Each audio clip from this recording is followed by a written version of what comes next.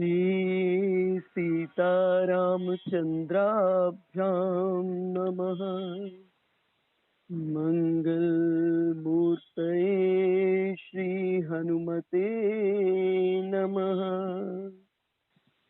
वाग्देवतायै श्री सरस्वत्यै नमः। श्रीरामः शरणं समस्तजगतां रामं विना का गति। रामेण प्रतिहन्यते कलिमलं रामाय कार्यं नमः। रामात् त्रस्यति कालभीमभुजगो रामस्य सर्वं वशे। रामे भक्तिरखण्डिता भवतु मे राम त्वमेवाश्रय। राम त्वमेवाश्रय। राम त्वमेव आश्रय। कल के सत्संग सत्र में हम चर्चा कर रहे थे राघवेंद्र सरकार को साथ लेकर के विश्वामित्र जी वन का यज्ञ पूर्ण कर दिए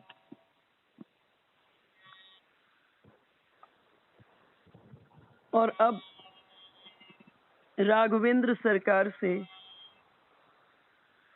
पूछ रहे हैं, राघव जब आप यज्ञ पूरा करने के लिए निकले ही हैं तो ऐसा है कि एक जनकपुर में भी यज्ञ हो रहा है, उसको भी पूर्ण कर दो। राघवेंद्र सरकार मुस्कुरा दिए। कल हम चर्चा कर रहे थे अहिल्या की कथा की, अहिल्या प्रसंग पर पुनः थोड़ा सा चिंतन करते हैं। अहिल्या पत्थर की बन गई और विश्वामित्र जी कहे, राघव वो तुम्हारे पास अयोध्या नहीं जा सकती थी क्योंकि पत्थर में चलने की सामर्थ्य नहीं होती।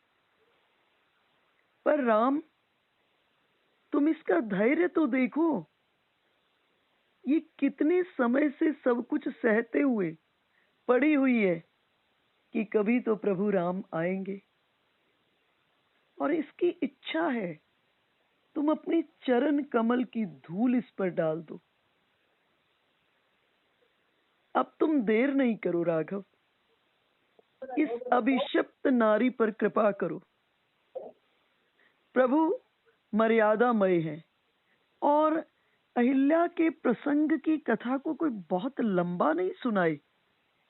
गोस्वामी जी महाराज इतने में ही कह दिए, पूछा मुनि सिला प्रभु देखी सकल कथा मुनि कहा विशेषी। इतने में ही समेट दिए। आश्रम एक दीख मग माही खग मृग जीव जंतु तह नाही। पूछा मुनि सिला प्रभु देखी सकल कथा मुनि कहा विशेषी। इतने में अहिल्या प्रसंग को समेट दिए। बाद में तो अहिल्या की स्तुति है भगवान का दर्शन करने पर, लेकिन कथा को इतने में ही समेट दिए। तो विश्वामित्र जी कहे कि राघव अब देर नहीं करो, इसका उद्धार करो। और प्रभु मर्यादामय है, सोच रहे हैं ऋषि पत्नी है, अपने पांव की धूल कैसे डालो। विश्वामित्र जी ने श्री राम के संकोच को भाप लिया और कहने लगे, राघव यदि आप इसे कृपा दृष्टि से भी देख लेंगे या इसके सिर पर भी हाथ रख देंगे तो मैं जानता हूं इससे भी अहिल्या का कल्याण हो जाएगा। परंतु इस अहिल्या की जो इच्छा है, जो चाहत है, वो आपके चरण की रज की चाहत है। चरण कमल रज चाहती।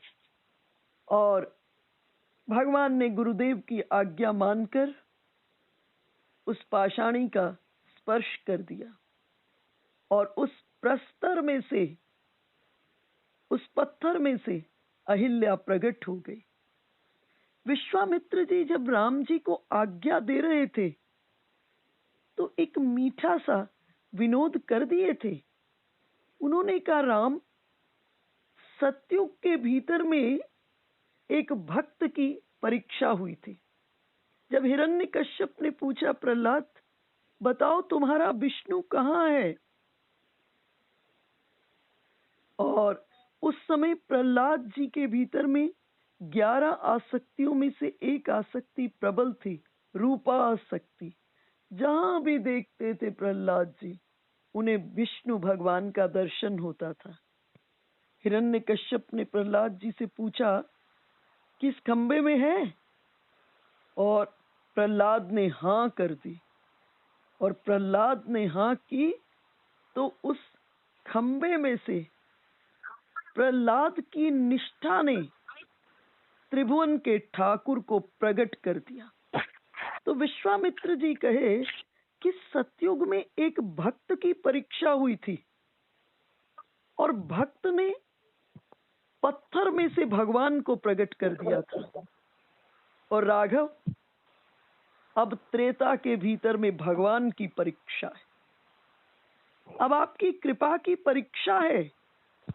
देखना है कि अब तुम पत्थर में से एक भक्त को प्रकट कर पाते हो कि नहीं।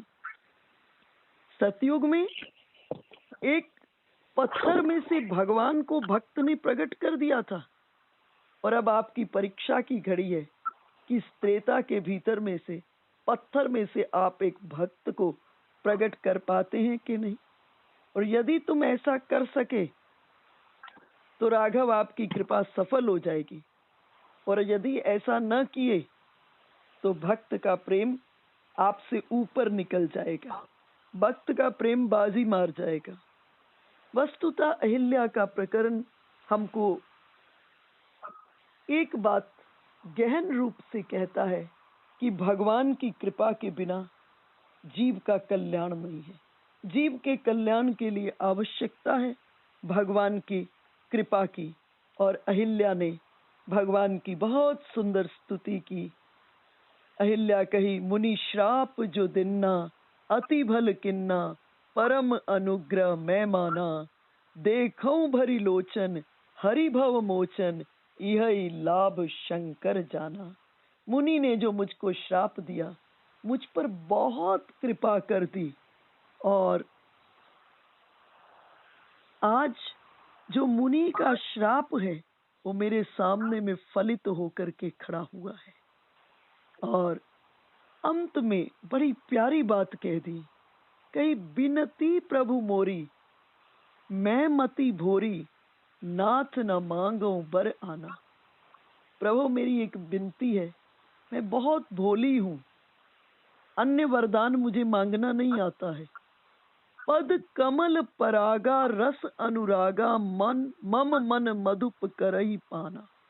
कहे, प्रभु बस इतनी कृपा कर दीजिए, अब जो मेरा मन है वो आपके चरण कमल में भौरा बनकर बैठ जाए, और भौरा बनकर के नित्य आपके चरण कमल के पराग के मकरंद की गंध को आनंद लेता रहे।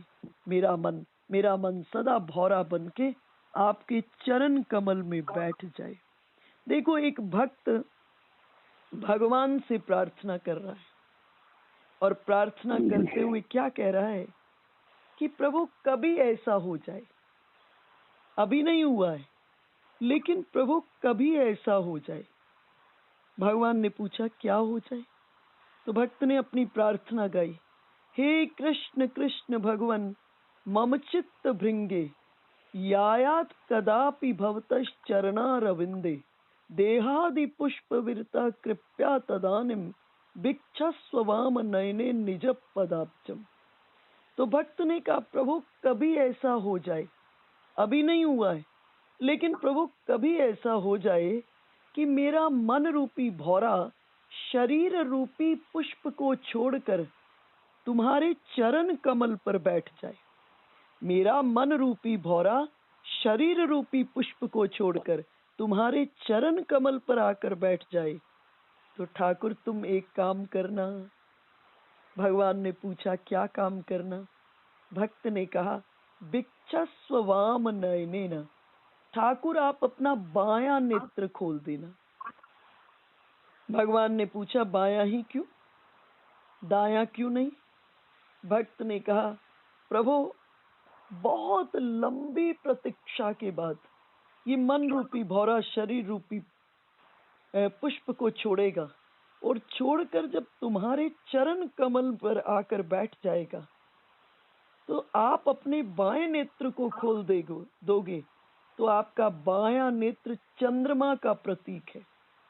भगवान का दायां नेत्र सूर्य का प्रतीक और बायां नेत्र चंद्रमा का प्रतीक।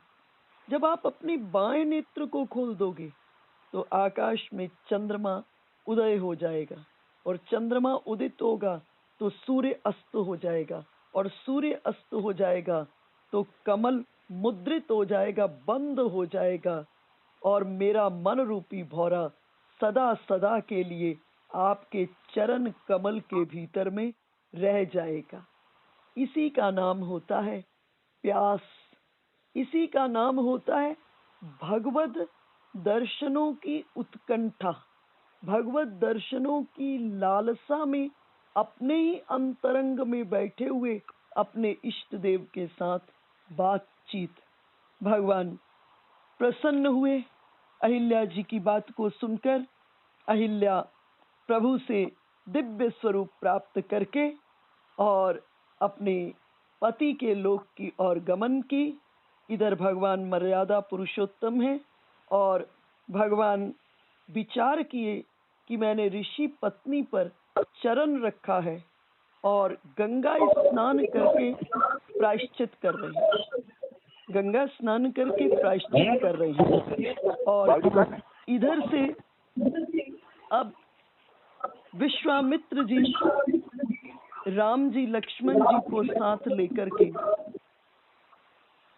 जनकपुर की ओर जा रहे हैं।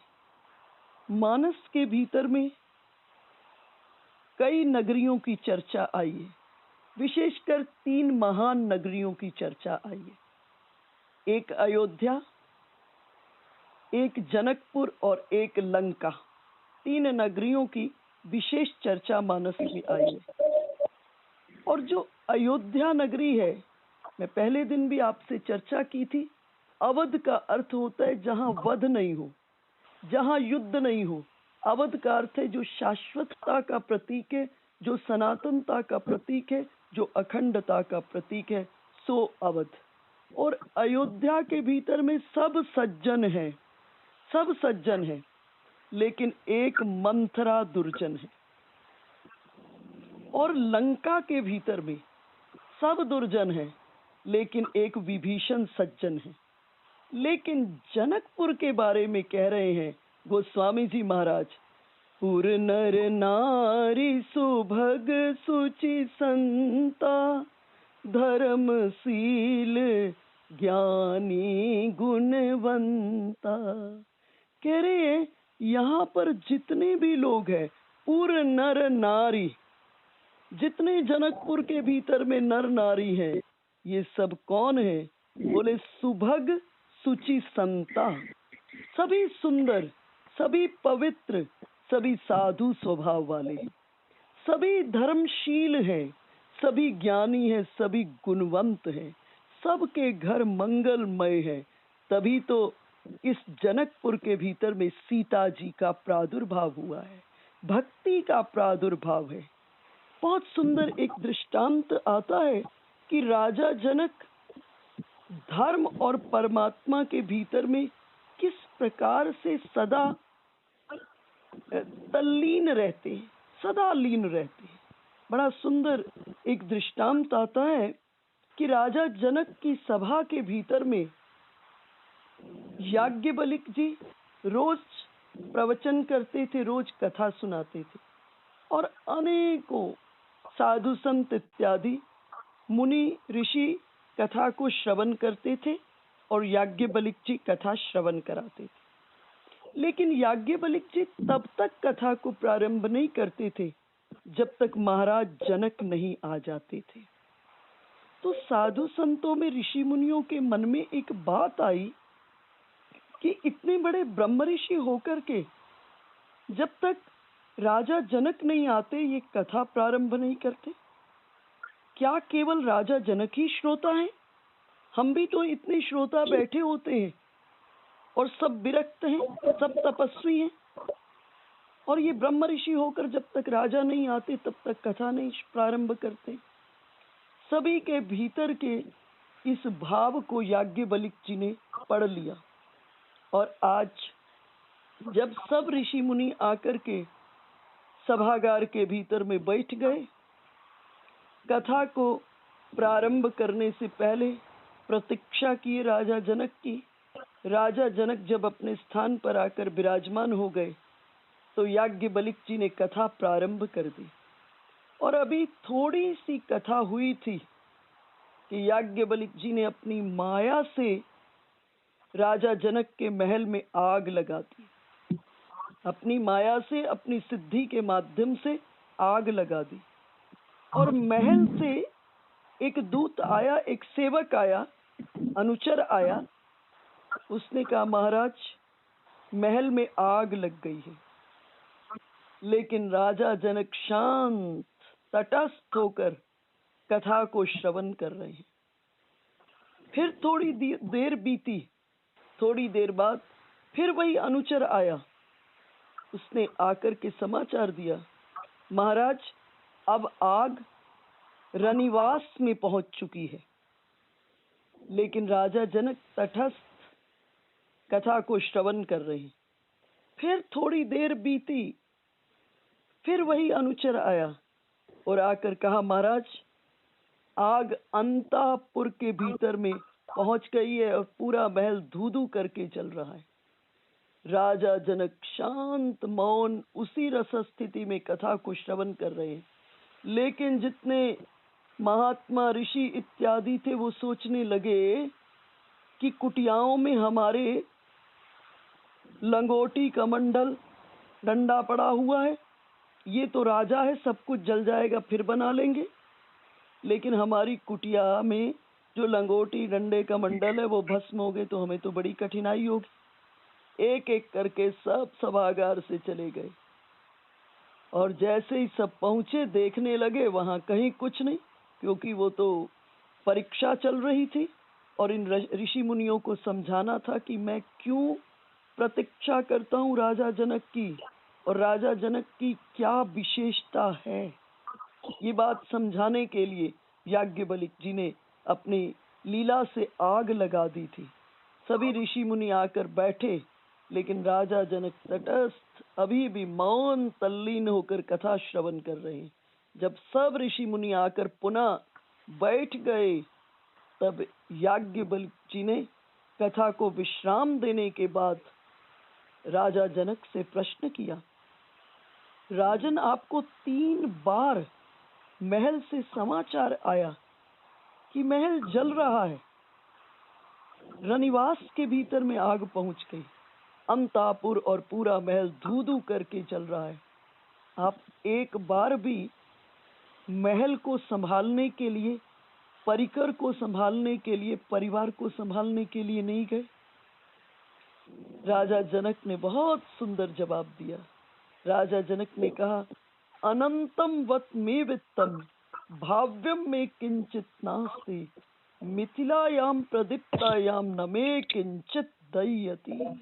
कहे मेरा धन अनंत है और मिथिला के जलने से मेरा कुछ नहीं जलता है। मेरा धन अनंत है, मेरा धन अनंत है और मिथिला के जलने से कुछ भी मेरा नहीं जलता है। ऐसे राजा जनक, और ऐसे राजा जनक के यहाँ सीता जी का प्रादुर्भाव हो रहा है। देखो कृष्ण कहाँ प्रकट हो रहे हैं, कृष्ण कहाँ प्रकट हो रहे हैं। कृष्ण जन्म कहाँ लिए, कारागार के भीतर में, लेकिन चले कहाँ गए, चले गए नंद और यशोदा के यहाँ। नंद कौन है? जो दूसरे को आनंद दे, सो नंद। यशोदा कौन है? जो दूसरे को यश दे सो यशोदा। इसलिए अगर हम चाहते हैं हमारे जीवन के भीतर में कृष्ण आए, तो हम इन दो चीजों को जीवन में बढ़ा दें, एक दूसरे को आनंद देने की वृत्ति को और एक दूसरे को यश देने की वृत्ति को, इन दोनों को बढ़ा दें। और जैसे ही ये दो वृत्तियां बढ़ेंगी तो कृष्ण हमारे घर में, हमारे जीवन के भीतर में चल करके आ जाएंगे। तो कह रहे हैं, पुरनर नारी सुभग सुचि संता, धर्मशील ज्ञानी गुणवंता। इस जनकपुर के भीतर में सभी सुंदर, सभी पवित्र, सभी साधु स्वभाव वाले, सभी ज्ञानी और सभी गुणवान हैं। और आज दोनों कुमारों को साथ लेकर के विश्वामित्र जी जा रहे हैं। तो विश्वामित्र जी के मन में एक विचार आया कि जनकपुर जो नगरी है वो निर्गुण निराकार ब्रह्म के उपासक राजा जनक की नगरी है, और साथ में मेरे चल रहे हैं सगुण साकार ब्रह्म श्री राम चल रहे हैं। तो मैं एक प्रयोग करके देखूं, साधना की पराकाष्ठा निर्गुण निराकार ब्रह्म है या सगुण साकार ब्रह्म है। दूसरे शब्द में, साधना में निर्गुण निराकार ब्रह्म का आधार लेकर के परमात्मा की प्राप्ति आसानी से हो सकती है, या सगुण साकार ब्रह्म का आधार लेकर के परमात्मा की प्राप्ति आसानी से हो सकती है। तो विश्वामित्र जी के मन में बात आई कि मैं इस प्रयोग को करके देखूं। दोनों कुमारों को साथ लेकर जा रही थी, और हमारे हृदय में जो कुछ होता है उसकी खबर सबसे पहले परमात्मा को होती है।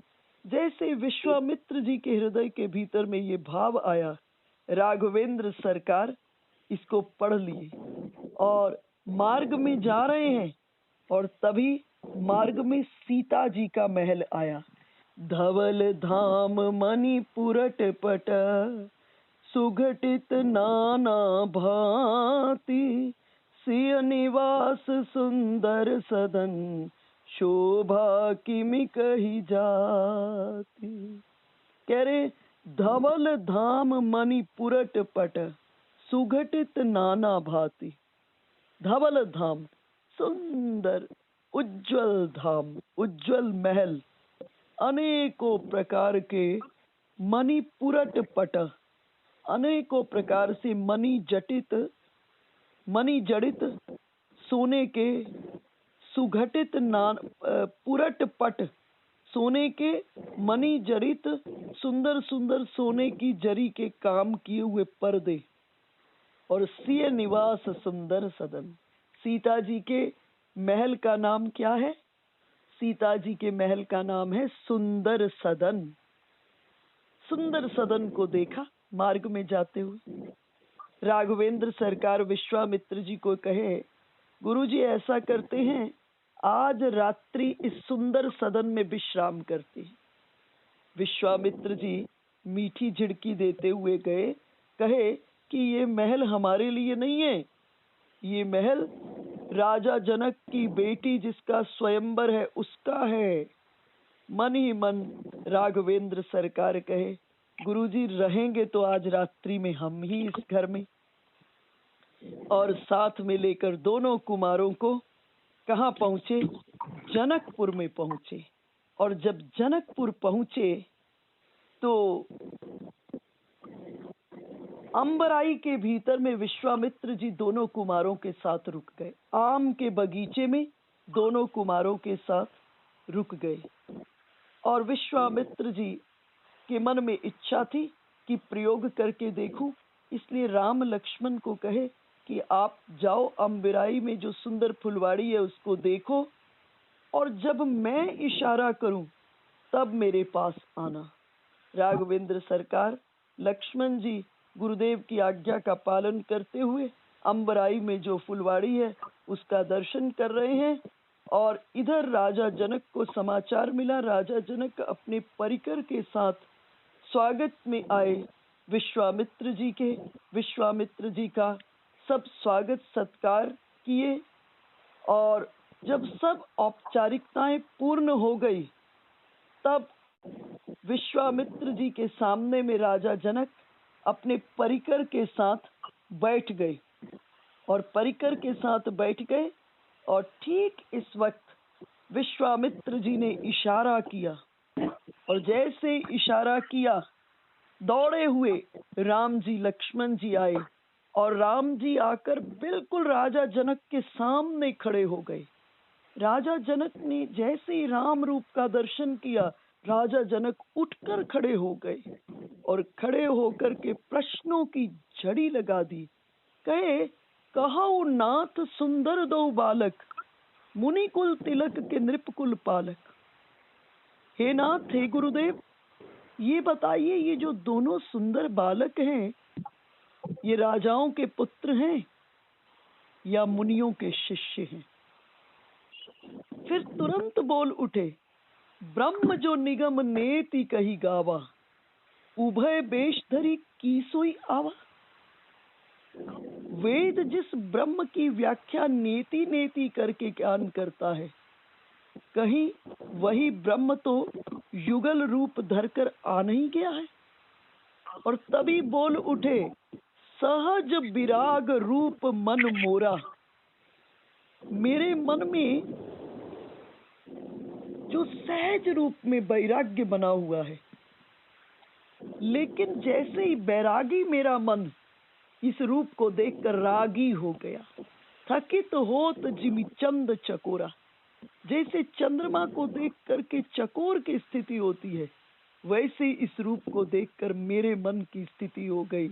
और तभी बोल उठे, इनहि बिलोकत अति अनुरागा, बरबस ब्रह्म सुखई मनु त्यागा।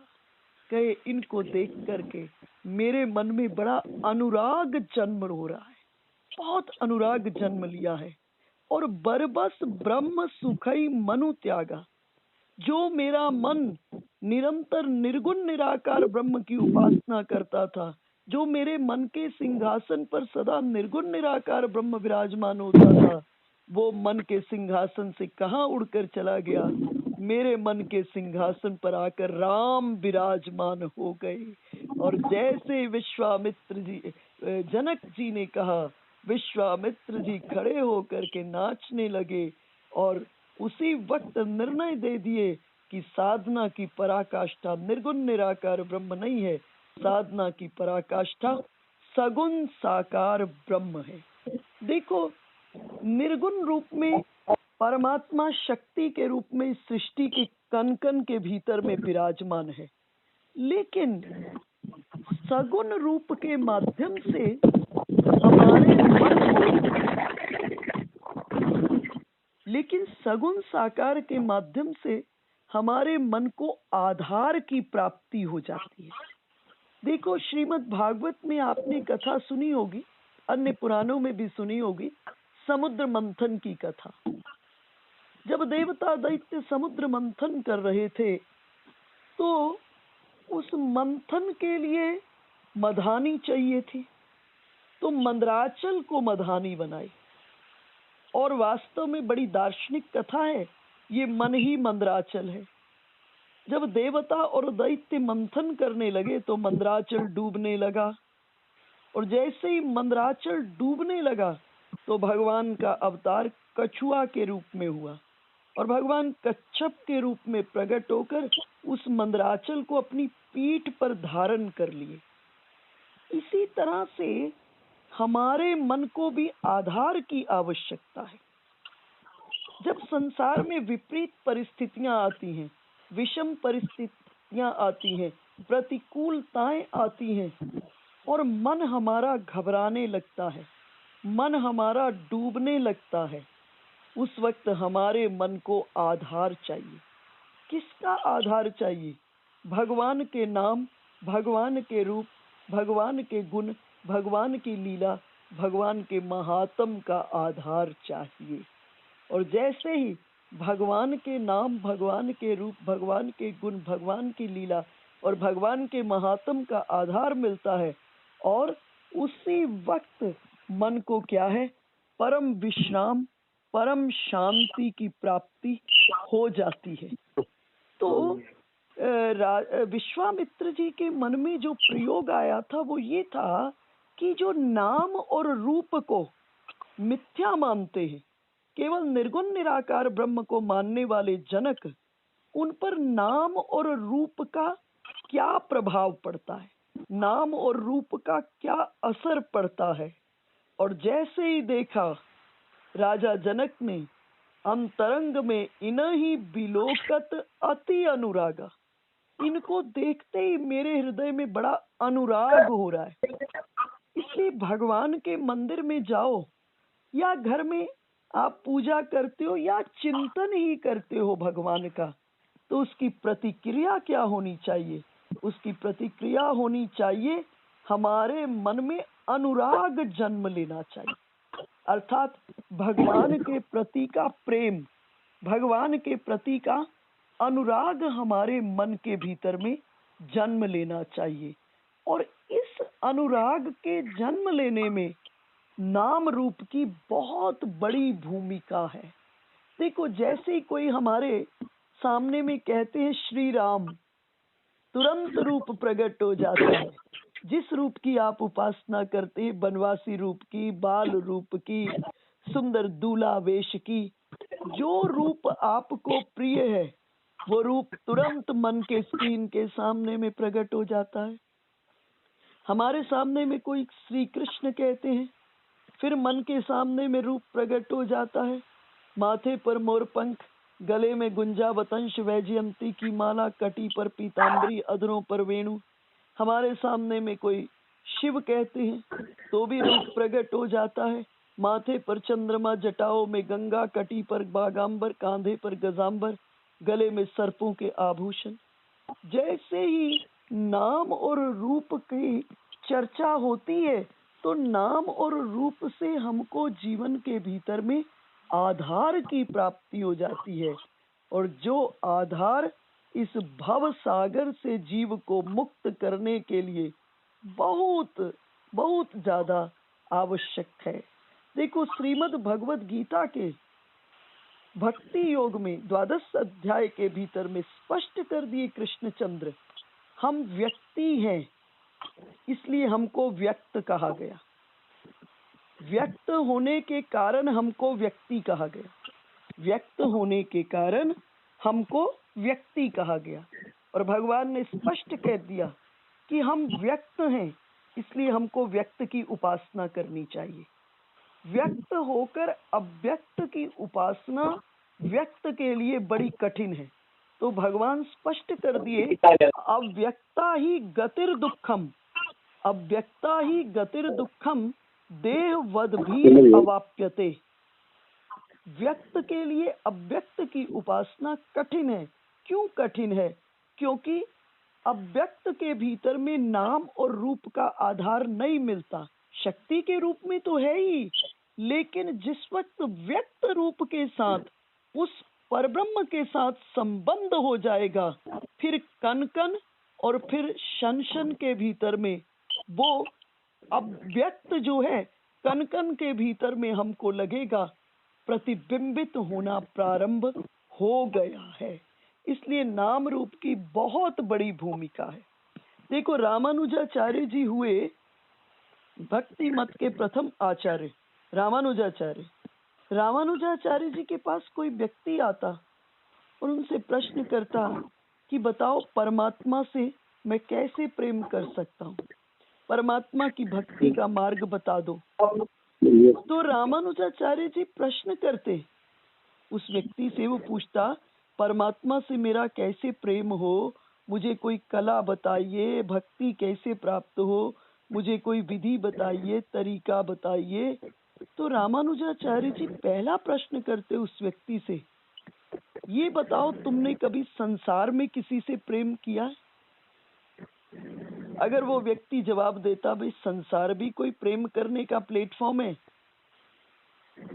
तो रामानुजाचार्य जी उस व्यक्ति को कहते वापस संसार में जा और जाकर किसी से प्रेम कर, क्योंकि तुझे तो प्रेम के अनुभव का ही ज्ञान नहीं है, तुझे तो प्रेम के रस का ही अनुभूति नहीं है। तो परमात्मा से प्रेम कैसे करेगा? इसलिए जिसने रूप को ध्यान से देखा है, जगत के रूप को, और जिसने जगत में रस को अनुभव किया है, वो जब यहाँ से मुड़ता है तो कहाँ जुड़ता है? वो सीधा परमात्मा के साथ जुड़ता है। बुल्ले शाह जी से भी किसी ने प्रश्न किया कि परमात्मा की भक्ति कैसे प्राप्त हो, कैसे मन लगे? बुल्ले शाह जी खेत में उस समय प्याज लगा रहे थे। सरल सच्चे फकीर बड़ी सहजता में जवाब दिए, बोलिया रब दा की पाना, इथों पुट्या ते ओथे लाना, इधर से उखाड़ना उधर लगा देना। उस व्यक्ति ने, प्रश्नकर्ता ने प्रश्न किया कि ये दो काम तो बड़े कठिन हो जाएंगे, पहले इधर से उखाड़ूं और फिर उधर लगाऊं। बुल्ले शाह जी ने कहा तुझे दोनों ही करने पड़ेंगे, बस एक ही करना पड़ेगा। या तो इधर से उखाड़ ले, उधर लग जाएगा, और उससे भी बढ़िया है कि उधर लग जाएगा तो इधर से अपने आप उखड़ जाएगा। तुझे दो नहीं करना, बस एक ही कर लेना, दूसरा स्वतः ही हो जाएगा। इसलिए जिसने जगत में रहते हुए, देखो ये जो हमारे आपके पास छोटे छोटे घर है ना, ये भगवान ने लेबोरेटरीज दी है, ये प्रयोगशाला है। और भगवान ने इस प्रयोगशाला में कहा प्रयोग करो, पुत्र से प्रेम करोगे तो बड़ा रस मिलेगा, पति से प्रेम करोगे तो रस मिलेगा, पत्नी से प्रेम करोगे रस मिलेगा, माता पिता से प्रेम करोगे तो रस मिलेगा। लेकिन ये जो जगत का रस है, इसकी अनुभूति जब जीवन में हो जाए तो एक चिंतन करना कि यहाँ जो रस है इसकी कोई गारंटी नहीं है कब छूट जाए, ये क्षणिक है, कब छूट जाए। तो बोले अब तूने रस को पी लिया है, संसार में तूने रूप को भी देख लिया है, तूने प्रेम को भी देख लिया है, अब क्या कर, उड़ान लगा। और कहाँ उड़ान लगा के पहुंच जा, क्षणिक से अनंत की ओर। तो अध्यात्म की यात्रा क्या है? क्षणिक से अनंत की ओर उड़ान है। क्षणिक का जब तक रस नहीं होगा तब तक अनंत का आस्वादन नहीं कर पाओगे। कुछ केसेस में आप ये अनुभव करते होंगे कि इस जन्म में सीधा ही वो प्रेमी हुए भगवान के, लेकिन नहीं, इसको समझिए, ये यात्रा बहुत पुरानी है। सिर्फ इसी जन्म को देख करके जीवन को इतना मत मानना, जीवन बहुत विराट है, जीवन बहुत विराट है। जैसे गंगा को हरिद्वार से एक छोर से दूसरे छोर तक देखकर ये मत सोचना गंगा इतनी है। गंगा का जन्म गोमुख से हुआ है और गंगा का अंत कहाँ है? सागर के भीतर में। इसी तरह से हमारा जन्म भी उस दिन हुआ जिस दिन हम विराट से बूंद के रूप में टूटे, और हम सब यात्रा पर हैं। और ये यात्रा कब तक चलेगी? तब तक चलेगी जब तक हम पुनः उस विराट में बूंद के रूप में जाकर मिल न जाएंगे। तो ये एक जीवन का अर्थ क्या है? एक जीवन का अर्थ सिर्फ इतना है, जैसे रोज बाथरूम में जाकर के हम कपड़ों को बदल देते हैं, उसी तरह से मृत्यु का अर्थ इतना ही है कि आत्मा शरीर रूपी वस्त्र को बदलती है। आत्मा शरीर रूपी वस्त्र को बदलती है। यात्रा अभी भी कंटिन्यूएशन में है, और ये कब तक चलेगी? ये तब तक चलेगी जब तक ये, जिस दिन हम उस विराट से बूंद के रूप में टूटे हैं, पुनः उस विराट में जाकर मिल न जाएंगे, तब तक ये यात्रा चलती रहेगी। तो रामानुजाचार्य जी के पास कोई भी जाता तो एक ही प्रश्न करते। एक दिन रामानुजाचार्य जी जगन्नाथपुरी के मंदिर में खड़े हुए थे, तभी उन्होंने एक दृश्य देखा। एक व्यक्ति हाथ में छाता पकड़े हुए उल्टा चल रहा था, और उसके आगे में, साथ साथ एक आगे में अनन्य रूपवती स्त्री चल रही थी। रामानुजाचार्य जी आसपास के लोगों से पूछे ये सब क्या है? तो सबने बताया कि ये इस स्थान का बहुत बड़ा पहलवान है और इस युवती से बहुत प्रेम करता है। इतना प्रेम करता है कि उसके रूप को देखे बिना रह नहीं सकता। इसलिए उल्टा चल रहा है। आश्चर्यचकित हो गए रामानुजाचार्य जी। रामानुजाचार्य जी सभी लोगों को प्रेरित किए कि इसको सायंकाल में जगन्नाथ भगवान की आरती में मंदिर में ले आओ किसी तरह। और जगन्नाथ भगवान की मंदिर में आरती में सायंकाल में सब उसको लेकर के आ गए। इसका नाम हुआ धनुर्दास। बाद में पूरा जीवन ये रामानुजाचार्य जी की सेवा में रहे। और जब मंदिर में आए, रूप को जानते थे, प्रेम को जानते थे। जगन्नाथ भगवान की जब आरती होने लगी और रामानुजाचार्य जी के हृदय की इच्छा, परमात्मा की कृपा और प्रेम और रूप को ये जानते थे। देखते देखते भगवान के रूप सौंदर्य में, जगन्नाथ भगवान में से अनुपम तेज, अनुपम रूप उस क्षण प्रकट हो गया। और उस रूप तेज में इस प्रकार से डूब गए, इधर का प्रेम एक क्षण में छूट गया और जगन्नाथ भगवान की सेवा में सदा सदा के लिए रह गए। और उस क्षण के बाद वो मंदिर से बाहर ही नहीं गए। रामानुजाचार्य जी के सेवक होकर जिनका नाम धनुर्दास हुआ, सदा सदा के लिए रह गए।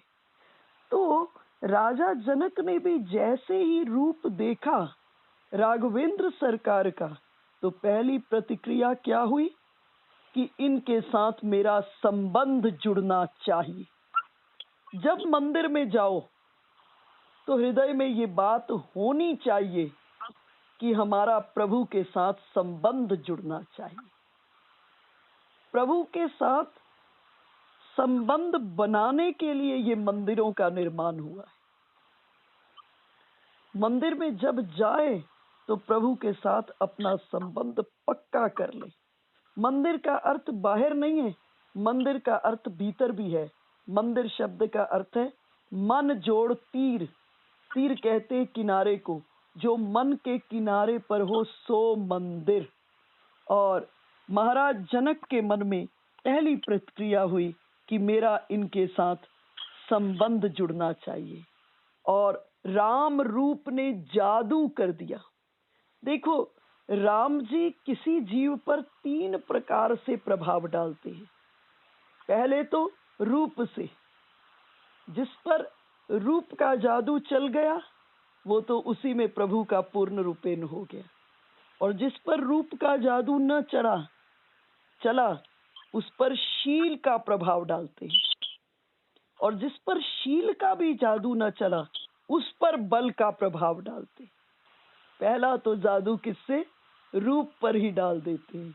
कथा से आप परिचित हो रामायण की। जिस समय शूर्पणखा ने जाकर के अपने भाई खरदूषण को शिकायत की कि उन तपस्वियों ने मेरे नाक कान काट लिए, तो खरदूषण सेना को सजाकर राम जी से युद्ध के लिए चल दिया। जैसे ही पहुंचा वन में और राम रूप पर दृष्टि पड़ी, आया था सेना सजा करके युद्ध के लिए, वध के उद्देश्य से।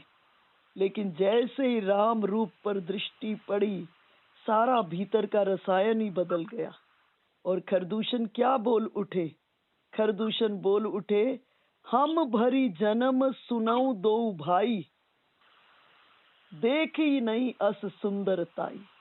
हम दोनों भाइयों ने जन्म से अनेकों देवताओं को, अनेकों गंधर्वों को, अनेकों यक्षों को, अनेकों किन्नरों को, अनेकों विद्याधरों की सौंदर्य को देखा है, लेकिन ऐसा रूप सौंदर्य हमने जीवन के भीतर में नहीं देखा।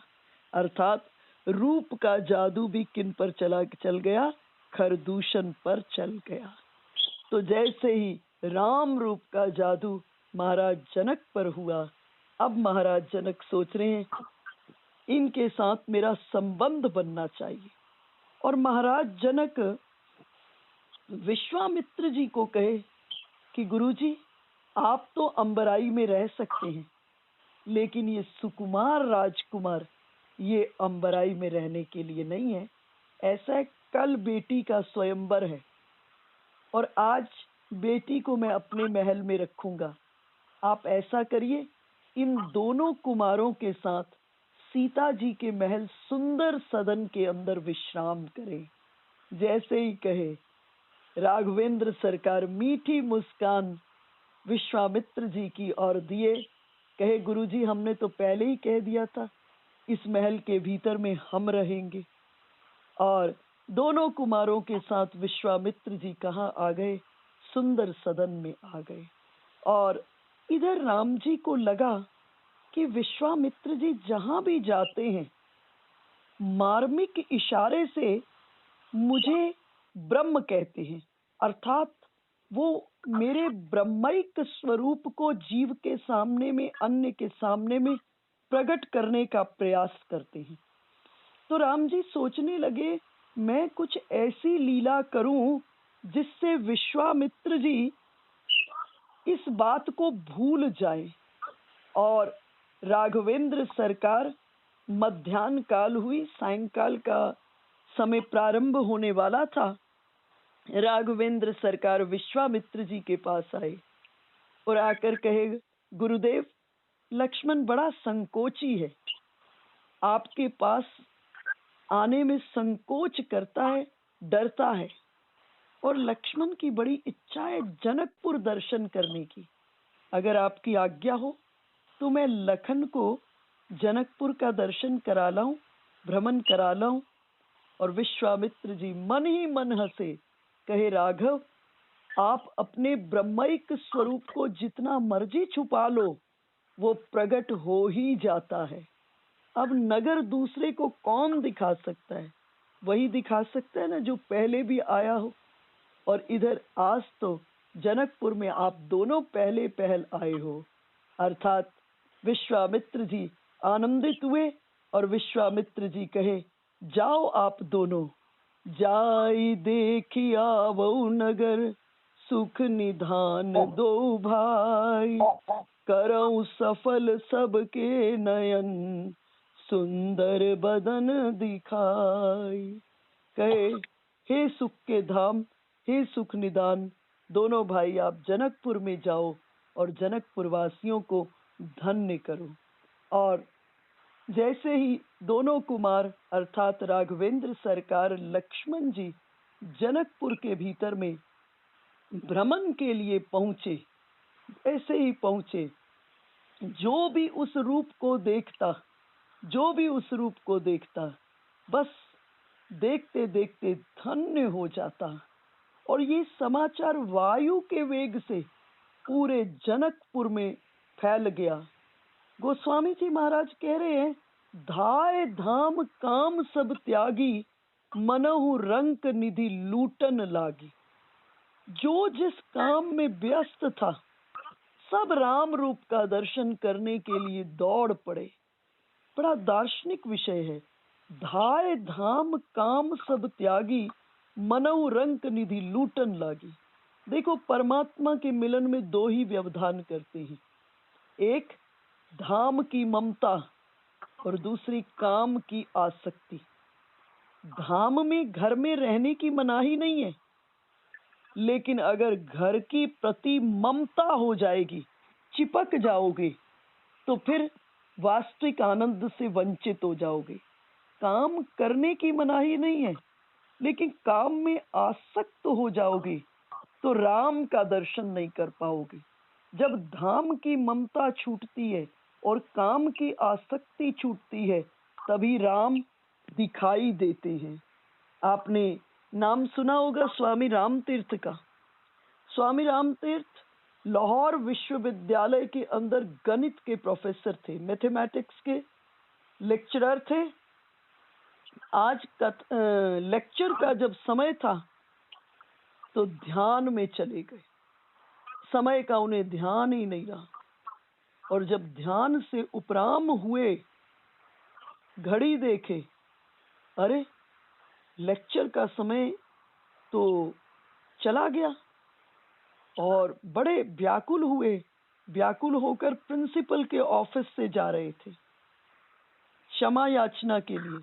जब जा रहे थे तो मार्ग में जो क्लास उन्होंने पढ़ानी थी उसी क्लास के विद्यार्थी आ रहे थे और उन विद्यार्थियों ने स्वामी राम तीर्थ को कहा कि सर आपने रोज पढ़ाया, लेकिन आज जैसा लेक्चर आपने कभी नहीं दिया। और स्वामी राम तीर्थ के पांव के नीचे से जमीन खिसक गई। रोम रोम रोमांचित नेत्रों से अविरल अश्रुधार बहने लगे। सोचने लगे, मैं जिसके ध्यान में था वो मेरी क्लास भी लेकर के आ गया। और अब रुके नहीं, अब क्या किए, अपने रेजिग्नेशन लिखे और रिजाइन लिख करके प्रिंसिपल के ऑफिस में दिए और चल दिए सीधा हिमालय की ओर। जब जाने लगे तो पत्नी को खबर हुई, 2 क्षण को घर आए, पत्नी को खबर हुई और पत्नी ने कहा मुझे भी साथ लेकर चलो।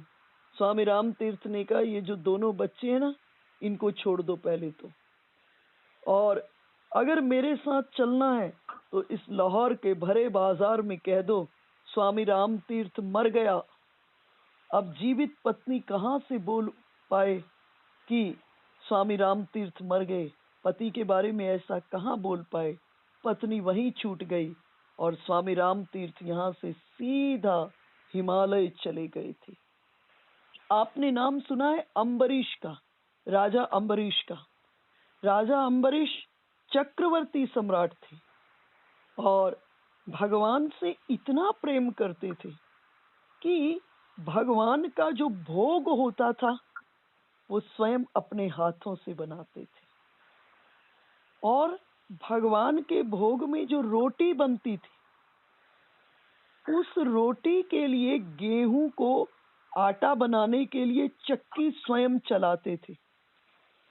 एक दिन जेठ आषाढ़ के महीने में चक्की चला रहे थे, भीषण गर्मी, तभी पीछे से शीतल मंद सुगंधित हवा। पीछे मुड़कर देखे, अखिल कोटि ब्रह्मांड नायक परात्पर ब्रह्म विष्णु भगवान अपने हाथ से अम्बरीश को पंखा चल रहे थे। अम्बरीश प्रभु के चरणों में गिर गए। अम्बरीश ने कहा, प्रभु ये आपकी महिमा को शोभा नहीं देता, चक्रवर्ती सम्राट होकर चक्की चला रहे हो। और अम्बरीश प्रभु के चरण को पकड़ लिए, कहे प्रभु मैं तो दास हूँ, मुझे तो सबसे ज्यादा आनंद आपकी सेवा में मिलता है, लेकिन प्रभु ये आपकी महिमा को शोभा नहीं देता। आप त्रिभुवन के ठाकुर होकर मुझ तुच्छ को पंखा चल रहे हो। अर्थात जब धाम की ममता और काम की आसक्ति छूटती है, कोई साधारण व्यक्ति नहीं है, अम्बरीश चक्रवर्ती सम्राट है। और कहते हैं एक बार अपनी राजधानी को छोड़ करके 1 बरस के लिए 10वीं पर्यंत एकादशी व्रत का संकल्प लेकर मथुरा आ गए।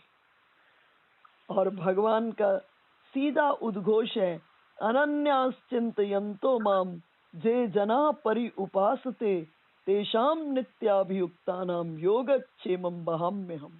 जो जीव अनन्य चित्त होकर मेरा चिंतन करता है, मैं उसका योग भी वहन करता हूँ और मैं उसका क्षेम भी वहन करता हूँ। और जब अम्बरीश अपनी राजधानी को छोड़ करके आ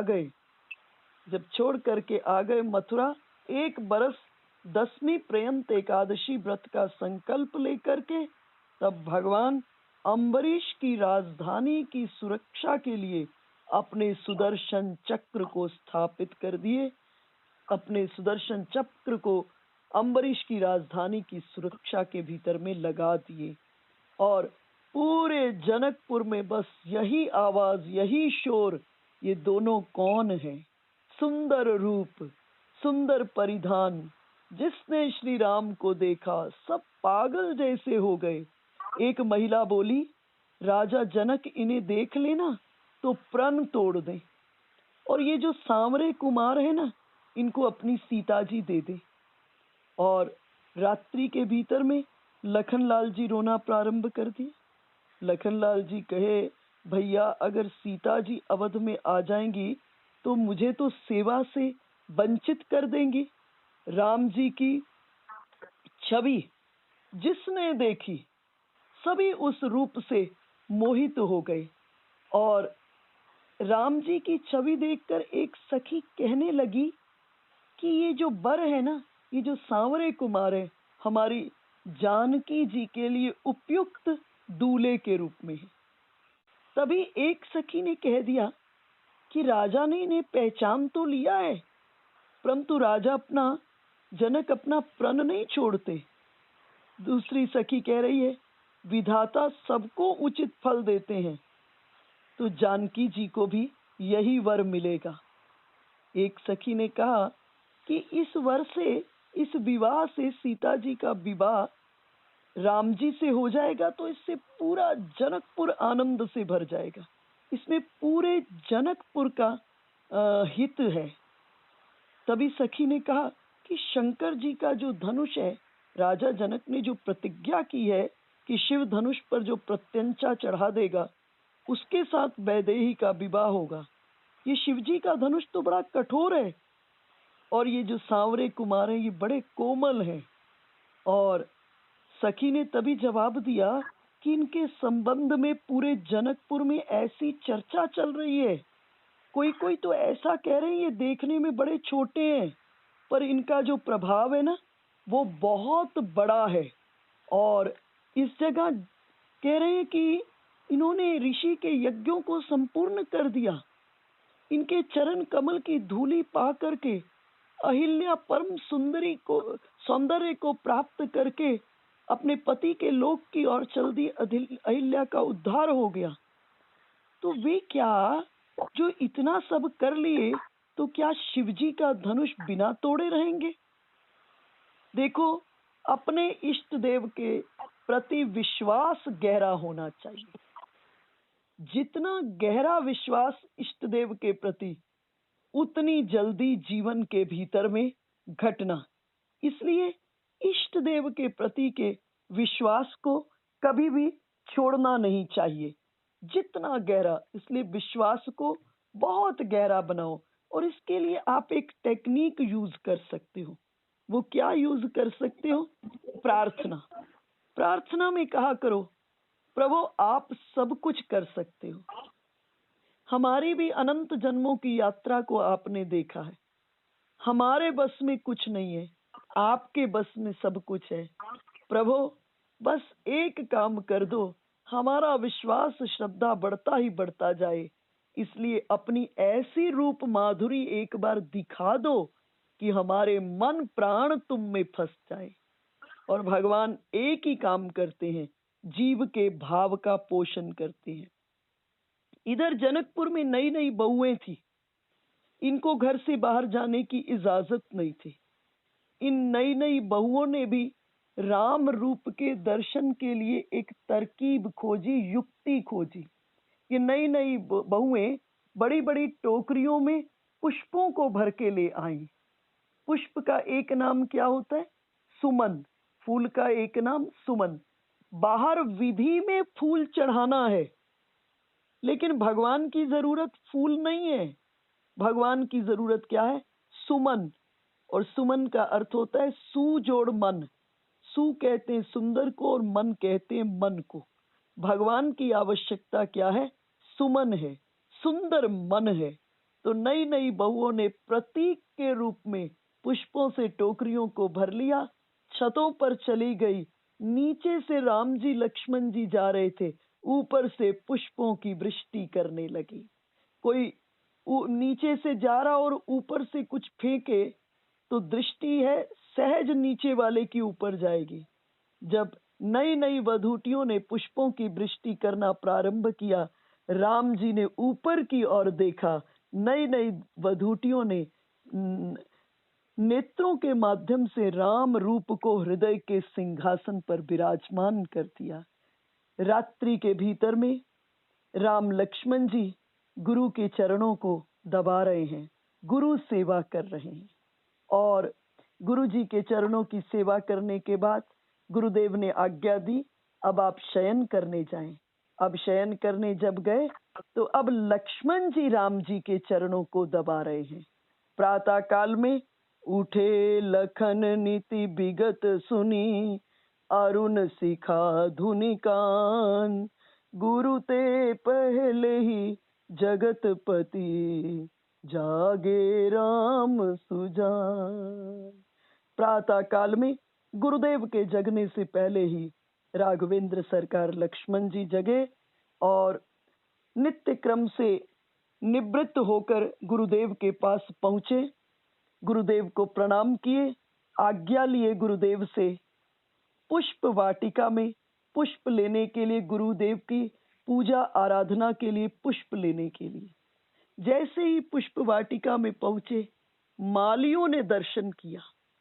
मालियों ने दर्शन किया तो राम जी कहे हम मालियों से पूछ लें, मर्यादा पुरुषोत्तम है।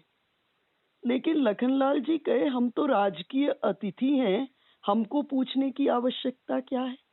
श्री राम कहे नहीं, हम इन मालियों से, ये उद्यान के रक्षक हैं, हम इनसे थोड़ी स्वीकृति प्रदान कर लें। मालियों के पास आए माली धन्य धन हो गए, खुश हो गए और कहने लगे कि कल आप आए, हम बाग में आपका दर्शन नहीं कर सके, पर आज हमारा भाग्य खुल गया कि आप यहाँ आए हैं। बाग में कुछ कलियां खिल चुकी थी, लेकिन कुछ कलियां खिलने को बाकी थी, जो सूर्यवंश के सूर्य को अर्थात राम जी का दर्शन करके खिलने लगी। और उसी वक्त किशोरी जी का प्रवेश। किशोरी जी ने अभी अभी पुष्प वाटिका से गिरिजा पूजन के लिए पुष्पों का चयन किया था और पुष्पों का चयन करके गिरिजा के मंदिर में गौरी पूजन के लिए गई हैं। इधर से सब सखियां चली गई हैं सीता जी के साथ, लेकिन एक सखी बाग में छूट गई, पुष्प वाटिका में छूट गई। और इस सखी ने राम जी का दर्शन किया और ये सखी दौड़ी हुई सीता जी के पास गई। सीता जी को कहीं बाद में पूजा करना, पहले उन सांवरे कुमार का दर्शन कर लो, सांवरे कुमार का दर्शन कर लो। राम लक्ष्मण जी पुष्प चुन रहे हैं और सखी ने सांवरे कुमार का दर्शन किया। गोस्वामी जी महाराज लिख रहे हैं कि पूर्व के भीतर में भी, आज से पहले भी बाग बगीचे थे और वहां पर बच्चे घूमते फिरते थे, लेकिन आज और पहले में थोड़ा अंतर हो गया है। पहले भी जवान लड़के लड़कियां घूमते थे, लेकिन प्रातः काल में घूमते थे, और आज संध्या के अंधेरे में घूमते हैं। और इधर सखी ने कहा बाद में पूजा करना, पहले राम दर्शन कर लो। बाग में बड़ा संकेतात्मक विषय इस जगह, हनुमान जी को भी सीता जी का दर्शन कहाँ हुआ था? बाग में ही हुआ था, अशोक वाटिका में। और यहाँ सीता जी को भी राम जी का दर्शन कहाँ हो रहा है? पुष्प वाटिका में, बाग में हो रहा है। इसका क्या अर्थ है? इसका अर्थ है भगवान और भक्ति दोनों का दर्शन कहाँ होता है? बाग के भीतर में ही होता है। इसलिए साधक को बाग में जाना चाहिए, लेकिन कौन से बाग में जाना चाहिए? गोस्वामी जी महाराज किस बाग की चर्चा कर रहे हैं? कह रहे हैं संत सभा चहु दिसि अमराई, श्रद्धा ऋतु बसंत समगाई। कह रहे हैं संतों की जो सभा है वो बाग है, और इसमें श्रद्धा जो है वो बसंत ऋतु है। अर्थात सत्संग करते करते संत के हृदय में जब जगह प्राप्त हो जाती है, सत्संग करते करते किसी संत के हृदय में आपकी जगह बन जाती। कोई संत आपको सत्संग, आप सत्संग कर रहे हो, कोई संत कभी कभी अपनी साधना में भी आपका स्मरण कर लेते हैं, कभी कभी भगवान के सामने में आपके लिए प्रार्थना भी कर देते हैं। तो सत्संग करते करते संत के हृदय में जब जगह प्राप्त हो जाती है, तभी सच्ची श्रद्धा का जीवन में जन्म होता है। और श्रद्धा के जन्म होने के बाद गुरु अपने आप चल के आएंगे। तो सीता जी ने अपनी सखी से पूछा कि मुझे ये तो बताओ, वो सांवरे कुमार लगते कैसे हैं? कैसे लगते हैं? तो सखी ने जवाब दिया कि मैं कैसे बता सकती हूँ कि वो कैसे लगते हैं, ये तो आपको स्वयं देखना पड़ेगा, क्योंकि गिरा अनयन नयन बिनु बानी। ये जो मुंह बोल सकता है वो देख नहीं सकता, और जो आंख देख सकती है वो बोल नहीं सकती। तो उस रूप का ठीक ठीक वर्णन नहीं किया जा सकता। गिरा अनयन नयन बिनु बानी। मुंह जो बोल सकता है वो देखना नहीं जानता, लेकिन जो आंख देखना जानती है वो बोलना नहीं जानती। इसलिए ठीक ठीक उस रूप का वर्णन मैं करने में असमर्थ हूं। अगर आप चाहती हैं तो वो रूप आपको स्वयं देखना पड़ेगा। और जब जानकी जी की सखी ने राम जी का रूप का वर्णन किया सीता जी के सामने में, तो राम जी के रूप का तो वर्णन नहीं किया, लेकिन उस वर्णन की उत्कंठा को, प्यास को, चाहत को जगा दिया। तो सीता जी के मन में राम जी के प्रति का पूर्व राग उदय हो गया, विवाह से पहले का प्रेम। देखो, कोई भी काव्य जो है ना, वो पूर्व राग के बिना चल ही नहीं सकता। कोई भी काव्य पूर्व राग के बिना नहीं चल सकता। तो जैसे सखी ने कहा, सीता जी के मन में राम जी के प्रति की उत्कंठा और पूर्व राग अर्थात विवाह से पहले प्रेम उदय हो गया। यहाँ राम जी के पास तो कोई सखी आकर रूप का वर्णन करने वाली नहीं थी। तभी सीता जी ने पुष्प वाटिका में प्रवेश किया और सीता जी के कंगन, सीता जी की करघनी और सीता जी के जो नूपुर थे, उनकी रुंझुन की जो ध्वनि हुई, उनके बजने से जो आवाज हुई, उसी से राम जी के मन में पूर्व राग का उदय हुआ। सीता जी के मन में पूर्व राग का उदय सखी से सुनकर हुआ, और राम जी के मन में सीता जी के नूपुर, सीता जी की करघनी और सीता जी के कंगनों की ध्वनि को सुनकर सीता जी के प्रति का पूर्व राग उदय हो गया। ये आवाज सुनते ही राम जी ने देखा कि इस ध्वनि का मेरे हृदय पर विशेष प्रभाव पड़ रहा है। इसलिए प्रथम बार राम जी संकोच को छोड़ करके लक्ष्मण जी को कहे कि लक्ष्मण, ऐसा मालूम पड़ रहा है, ऐसा लग रहा है कि आज कामदेव विश्व विजय को निकल पाया है। आज कामदेव विश्व विजय करने के संकल्प को लेकर चला है, और अस कही फिरी चितए ते ही ओरा, सिय मुख ससी भय नयन चकोरा।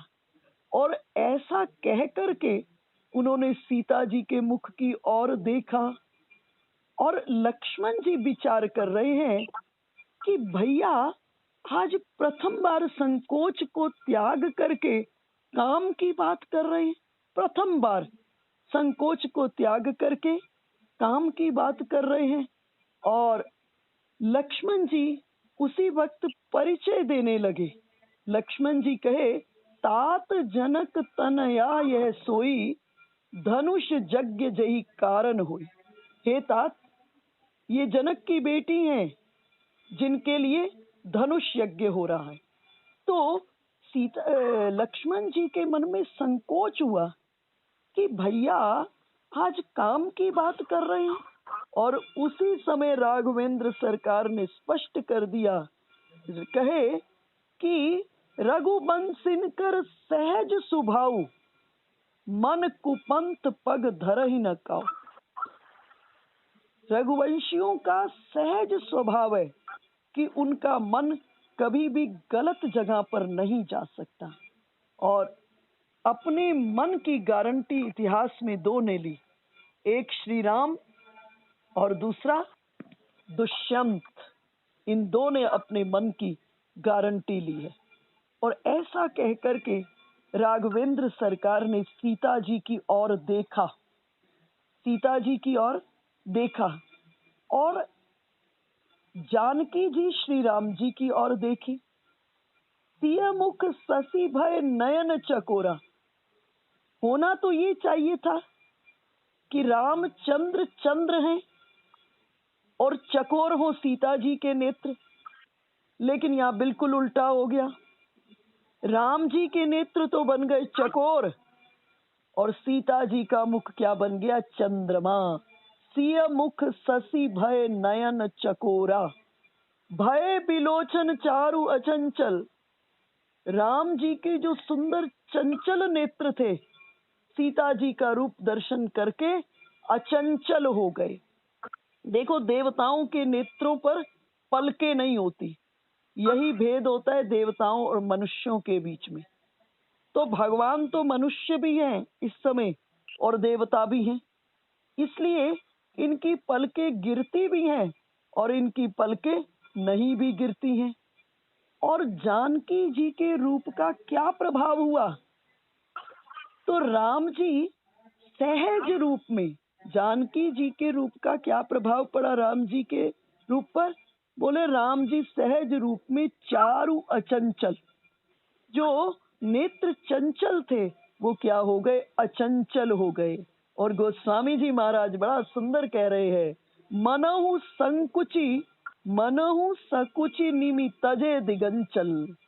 सीता जी के पूर्वज निमि वंश में, और निमि वंश के भीतर में ही राजा जनक हुए, और हम सबकी पलकों पर निमि देवता के रूप में विराजते। हमारी जितनी इंद्रियां ना, सबके अपने अपने देवता है। सब इंद्रियों में एक एक देव विराजते। हाथ में कौन? इंद्र है। नेत्र में कौन? सूर्य। कान में कौन? दिक्पाल। नासिका में कौन? अश्वनी कुमार। पाँव में कौन? विष्णु। तो इस प्रकार जितनी इंद्रियां सबके अपने अपने संबंधित देव हैं। तो पलकों पर कौन विराजते हैं? बोले निमि विराजते हैं। और सीता जी के पूर्वज निमि वंश में, और निमि वंश में ही राजा जनक हुए, और जनक की पुत्री सीता है, और निमि का निवास पलकों पर है। निमि देखे राम जी इन्हीं आंखों से सीता जी को देख रहे हैं, तो इन्हीं आंखों में रहकर अपनी बेटी की ओर देखना उचित नहीं है। अर्थात राम जी की आंखों पर रहकर सीता जी की ओर देखने का उचित नहीं है, क्योंकि बूढ़े बुजुर्ग जब कन्या और वर एक दूसरे को देख रहे हो उस समय संकुचित हो जाते हैं, और संकोचवश निमि जो थे वो पलकों से हट गए, और पलकों से हटे तो मनहु संकुचि निमि तजे दिगंचल। और श्री राम के जो चंचल नेत्र थे वो क्या हो गए? अचंचल हो गए। और इधर सीता जी ने भी राघवेंद्र सरकार का दर्शन किया। और कैसे दर्शन किया? लोचन मग राम ही उर आनी, नेत्रों के माध्यम से राम जी को हृदय के सिंहासन पर ले आए, विराजमान कर दिया। साधक जब भी अपने साध्य के दर्शन करे तो एक काम करे, नेत्रों के माध्यम से साध्य को हृदय के भीतर में ले जाए। और उसी वक्त सीता जी ने क्या किया? साधना का सबसे सुंदर सूत्र, लोचन मग रामई और आनी, और तुरंत क्या किया? दिन्ने पलक कपाट सयानी। उसके बाद पलकों के दरवाजे से नेत्र रूपी घर को बंद कर दिया। अर्थात साधक जब इष्ट देव की शरण में जाए तो नेत्रों के माध्यम से इष्ट देव को भीतर ले जाए, और उसके बाद क्या करे? पलकों के दरवाजे से नेत्र रूपी घर को बंद करके, अर्थात कुछ देर के लिए अंतर्मुखी हो जाए। ब्रह्म का दर्शन करने के बाद जीव को निश्चित ही अंतर्मुखी होना चाहिए, और जब जीव अंतर्मुखी होता है फिर उस ब्रह्म का सानिध्य प्राप्त होता है, इष्ट देव का सानिध्य प्राप्त होता है, अपने ठाकुर का सानिध्य प्राप्त होता है, और उस सानिध्य से भाव जन्म लेता है, और भाव की डोरी में बंधे हुए त्रिभुवन के ठाकुर हमारी चौखट पर आ जाते हैं।